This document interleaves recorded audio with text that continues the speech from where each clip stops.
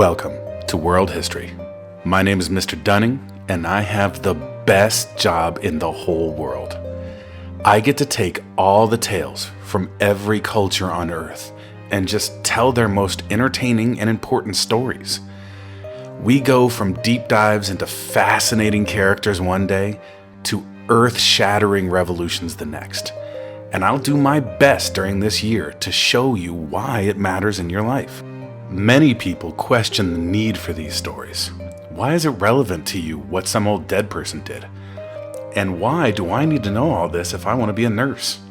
I felt the same way when I was in school, but when I was in college, I found out how truly important it is. History is a roadmap for what works in life, and a translator for the differences in the ideologies of others. But it takes a really nuanced understanding of history to get this. So, instead, let's focus on the stories.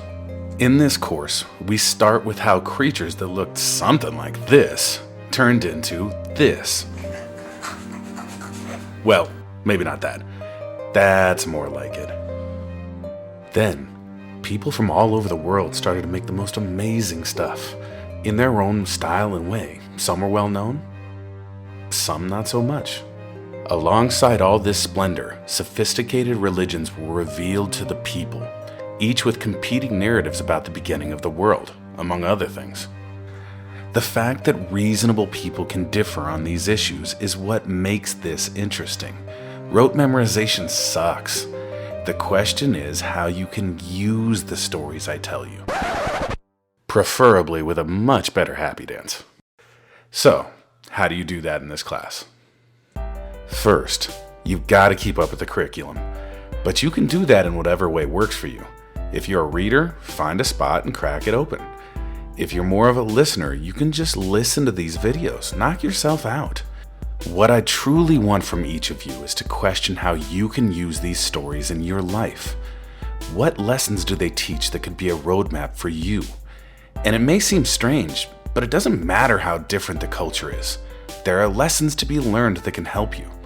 Did you know that a book from the 5th century BCE is still being used by businesses in America today? And the same book is being used by sports teams for strategy. From the World Cup to the NFL, people are reading this thing. There are even some scientists who are trying to use war strategies to think of new ways to attack viruses. You never know what you might think of. Lastly, and this is really important, I don't care what lessons you take from these stories. Each of you is supposed to filter these stories through your own experiences.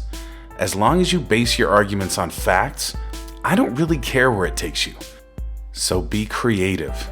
Use your own voice. Filter it through your belief system. I have no answers for you, just facts. The important answers I leave to you.